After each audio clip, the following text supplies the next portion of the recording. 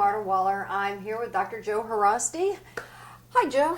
Hi, Marta. Well, let's talk about Lindsay Lohan, who, in terms of the media, really is the gift that just keeps on giving. It's never ending. Now there's a Vanity Fair article done shortly before she went into jail, but complete lack of responsibility for anything. Right. Complete. Yeah. And the interview was done by Nancy Jo Sales, who's a very good interviewer. I know her. She's really thorough. She does an excellent job researching her subjects. And it's interesting that at the very end, she said that she felt a bit like the reporter at the end of Citizen Kane. She felt like she came away and she knew her subject not any more than she did at the beginning. Yeah. She's the consummate actress. Yes. But has no responsibility at all. Her mother, her father, because she wanted to be like Britney Spears, and I'm thinking, no. That makes no sense to me. No, it's sort of like the apple doesn't fall far from the tree. I mean, when you have parents who are totally irresponsible, who constantly point fingers at others for their problems, I mean, it's not surprising to see that Lindsay's not going to take responsibility for any of her own behavior. I looked at the article. She's a lovely young woman. Yes, she is. And a good actress, but clearly coached through that whole article and told exactly what to say. Because I'm wondering, a lot of actors and actresses have owned up, yes, I've had this terrible problem, yes, I'm going to... And I'm wondering if maybe she's been told, that isn't the road you want to go down. This isn't the road. You need to be... Maybe they've said, you don't want to be that person. Right. Well, as I read this article, I thought that certain things were interesting, and I felt that certain things that Lindsay said, whether coached or not, showed some signs of maturity. She, for example, she realized that she was trying to keep up with the Joneses, so to speak, maybe the Kardashians. She wanted to be a lot like of these young women who are sort of in the eye of the media. And especially with all this reality craze that we were going through, and LA being the sort of the hub of all the media attention, and so much of the entertainment industry takes place here, that she was competing against these other young women who are vying for public attention as a way to promote their careers. And I do think that some elements of what she was doing was part of this. For example, I happen to know that a lot of the nightclubs, especially when they first open, before they become well known, they will pay celebs like Lindsay Lohan, like Paris Hilton, and any number of other young women,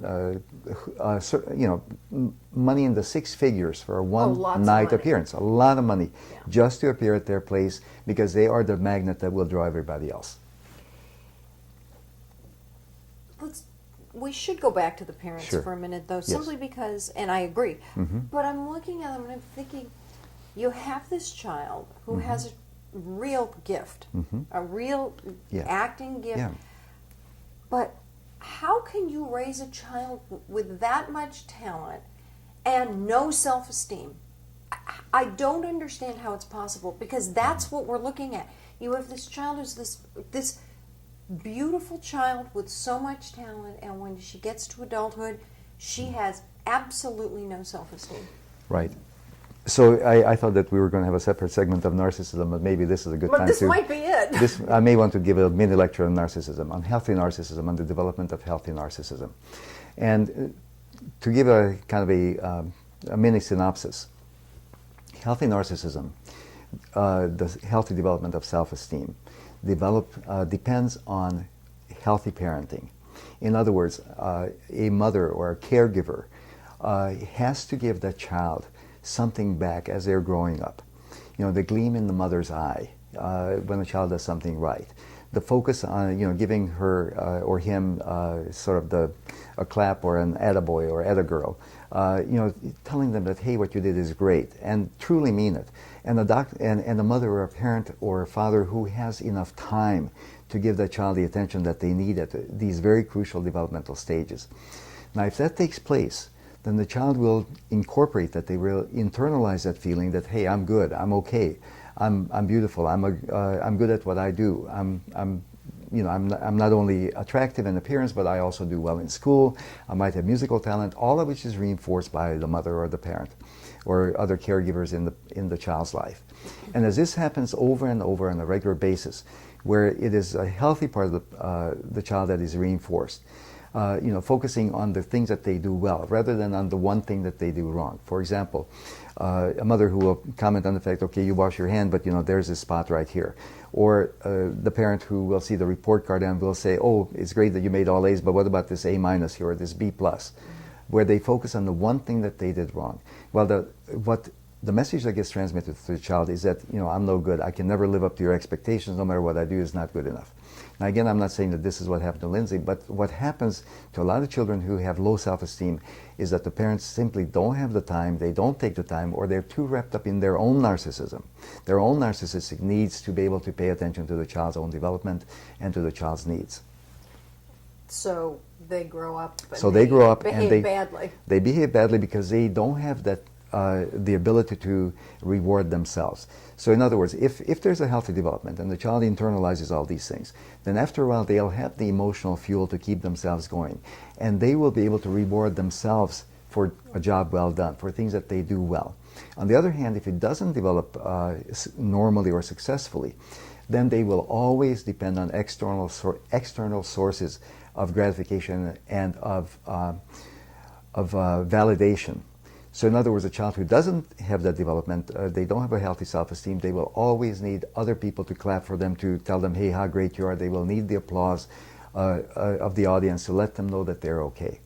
So you take a child like Lindsay Lohan, she's great in The Parent Trap, yes. Fabulous. Yes.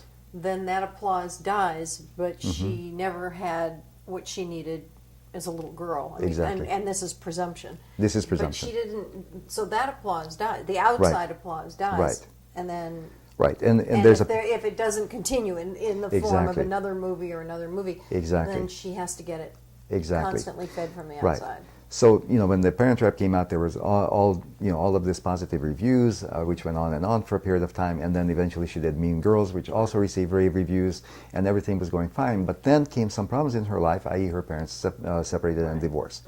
And that was a big, big whammy that she's never totally recovered from.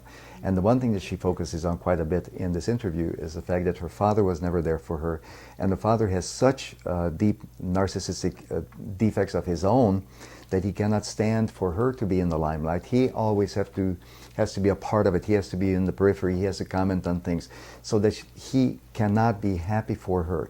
He has to take away from her because of his own pathologic narcissistic needs. It's going to be interesting to see how she negotiates the next several months of her life. Right. She's been cut an enormous break. She's been seen out with friends, but